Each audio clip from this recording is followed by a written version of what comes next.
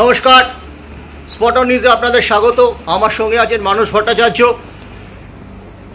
মোহনবাগান এবং কেরল ব্লাস্টার্সের ম্যাচ মোহনবাগানের কাছে খুব ভাইটাল, লিগের মগডালে নিজেদের স্থান শক্তপোক্ত করার জন্য। কিন্তু আমরা দেখেছি মানসদা প্রচণ্ড সুখ্যাতি করেছেন অ্যালেক্স স্টুয়ার্টে, দারুণ অ্যাসিস্ট করেন তিনি।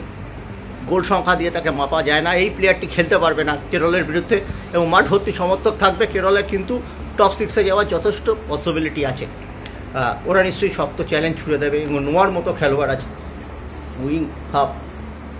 তুমি জানো এই ম্যাচটায় স্টুয়ার্টের জায়গায় কাকে খেলানো উচিত, দিমিত্রি না কামিন্স?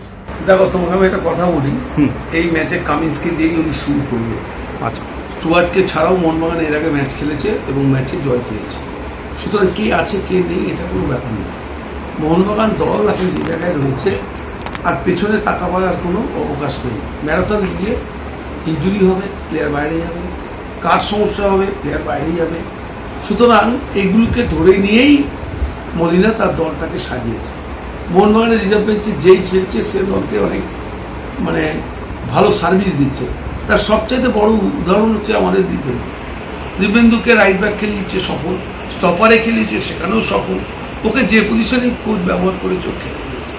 মোহনবাগান দলের মাঝমাঠ নিয়ে তুমি যেটা বলছো, দীপক টাঙ্গি আছে, আপুইয়া ফিরে আসছে। সুতরাং স্টুয়ার্ট থাকুক বা না থাকুক ওই জায়গাটাকে ভরাট হয়ে যাবে। তুমি যেটা বললে কামিন্সকে দিয়েই আমার মনে হয় ও শুরু করবে। আর ম্যাকলারেন এখন যে ফর্মে আছে, ম্যাকলারেনের পরপর দুটো ম্যাচ দেখলাম, একটা গোল এবং যেটা গোল করানো তোমার সুভাশিসকে দিয়ে, তার কিন্তু আমি যথেষ্ট প্রশংসা করব। এবং সুভাশিস তার দ্বিতীয় গোল যেটা করেছিল, যেভাবে ব্যাক হিল দিয়ে বলটাকে বাড়িয়ে দিয়েছিল, এটাতেই ও বুঝিয়ে দিয়েছে কোন মাপের খেলোয়াড়। তো মোহনবাগান দলের এখন একটা বাঁধুনি আছে, লিস্টন মানভি, তারা দুজন আছে, সচল আছে। আমার মনে হয় খুব একটা খারাপ হবে না ও আমার। তবে এটা ঠিক, কে খেলবে না খেলবে আমি জানি না, তবে দীপক টাঙ্গি খেলবে, এটা তোমাকে মাথায় রাখতে হবে। ডিফেন্সিভ মিডফিল্ডার হিসেবে ওকেও ব্যবহার, যেহেতু অনিরুদ্ধ থাপা নেই, ওখানে আপুইয়াও বাসবে, কোনো অসুবিধা নেই। আর দুজন তো ঠিকই হয়ে গেছে, তোমাকে যেটা বললাম। কামিন্স আর ম্যাকলারেনকে দিয়ে ও কিন্তু ওর আক্রমণ ভাগের কাজটা সামলাবে। পরবর্তী দর্শক থাকবে, সাপোর্ট থাকবে। কেরালা বাংলার খেলা বরাবরই আকর্ষণীয় হয়, এখানেও হবে এবং সেটা মাথায় রেখেই কিন্তু মলিনা খেলবে। আমাদের অ্যাওয়ে ম্যাচ, ওদের হোম ম্যাচ, অ্যাডভান্টেজ কিন্তু ওদের থাকবে। ওদেরও ভালো দল, ওরা খুব খারাপ দল নয়। সুপার সিক্সে যেতে গেলে মোহনবাগান ম্যাচটাকে ওদের পয়েন্ট তুলতেই হবে, ওদের যা পরিস্থিতি।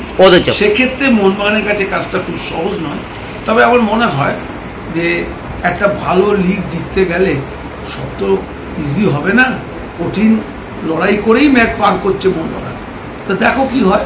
তবে আমি আশাবাদী মোহনবাগান এই ম্যাচ থেকে পয়েন্ট পাবে। পয়েন্ট পাবে না 3 পয়েন্ট পাবে? দেখো, পয়েন্ট পাবে, 3 পয়েন্ট পাবে, 1 পয়েন্ট পেলেও ভালো, নিজের পক্ষে ভালো। আমি তোমাকে যেটা বলছি, এখন আমরা যে জায়গায় আছি, আমাদের কাছাকাছি পৌঁছতে গেলে অনেককে এখন এরোপ্লেন ধরতে হবে, যতই বলো তুমি। আমার মনে হয় নকআউটের কথা ভেবে চোটটাকে নিউট্রালাইজ করাটাই হচ্ছে বোধহয় একমাত্র লক্ষ্য। আমাদের পরবর্তী নকআউট পর্যায়ে যেতে গেলে আমাদের যে বাঁধুনি দরকার, টিমের বাঁধুনি এসে গেছে, কিন্তু ইনজুরিটাও আমাদের কিন্তু দেখতে হবে যতটা কম করা যায়। কারণ আমরা ইনজুরির জন্য ইস্টবেঙ্গলকে প্রচণ্ডভাবে ভুগতে দেখছি। 100, এটা বলতেই পারি। আচ্ছা, নোয়া সাদুকে রোখার জন্য কি মোহনবাগানের ডিফেন্স তৈরি? এখন কিন্তু সবচেয়ে কম গোল খেয়েছে। প্রথম দিকে আমরা দেখছিলাম একটা সমস্যা ছিল, কিন্তু যবে থেকে টম ওয়াল্টেড এবং রড্রিগেজ খেলছে মাঝখানটায়, মোহনবাগান ডিফেন্স কিন্তু রক সলিড এখন। না, মোহনবাগান ডিফেন্স নিয়ে তো কোনো প্রশ্ন হবে না। আমাদের ক্যাপ্টেনও খুব ভালো খেলছে, 6টা গোল করে ফেলেছে, 6টা ইয়ার্কি নয়। এবং একটা প্লেট ব্যাক থেকে উঠে গিয়ে ভাইটাল সময় গিয়ে ও গোল করছে, ওর আত্মবিশ্বাস এখন তুঙ্গে আছে।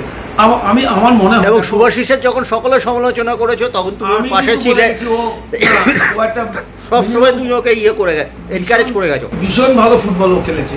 দীপু এবং সুভাশিস, আশিস রায়, এরা ভালো ফুটবল খেলছে। ওটা নিয়ে ভাবতে হবে না। একটা স্টুয়ার্ট নেই কি আছে সেটা নিয়ে ব্যাপার নয়, কারণ হতেই পারে স্টুয়ার্টকে বাদ দিয়েও মোহনবাগান ম্যাচ জিতেছে। সুতরাং ভাববার কোনো ব্যাপার নেই।